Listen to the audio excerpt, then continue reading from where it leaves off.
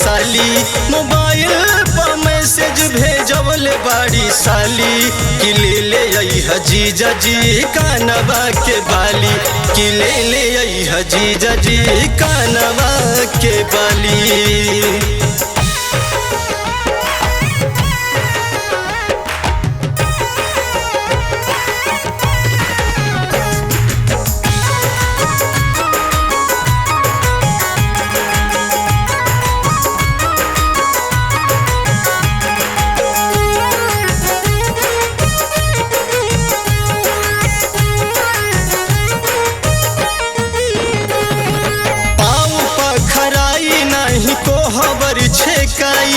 एक पाई दीहनी न जूता के चोराई,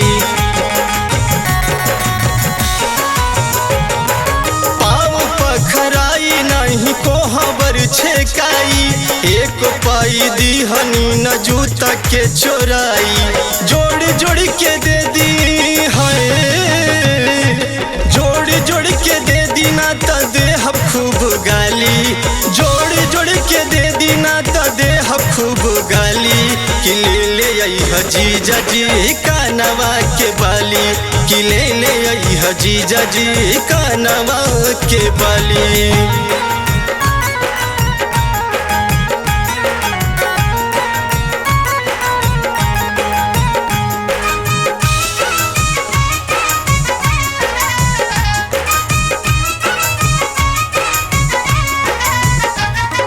लाल रंग के लहंगा दुपट्टा चाही नेट के, हील वाला सैंडल चाही कीमती हो रेट के।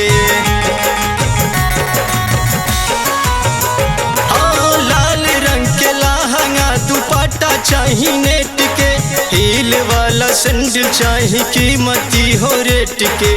बीको के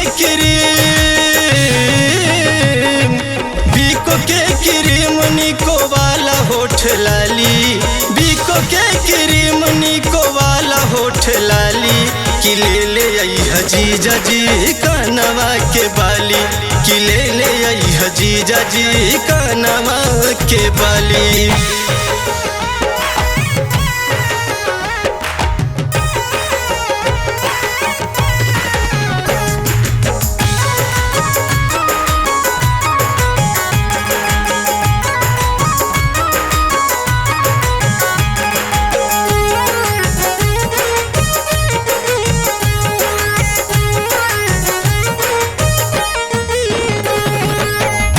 परवाना गाना लिखल कुल छोड़ा दे, दीदिया से एगो में दूगो लगा दे।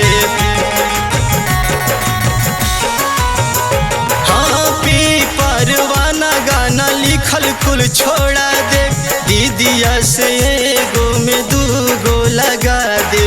दीदी दी है गाली हाय, दीदी दी है गाली बजाई भम ताली, दीदी दी है गाली बजाई भम ताली, कि ले ले अइहा जीजा जी कानवा के बाली, कि ले ले अइहा जीजा जी कानवा के बाली।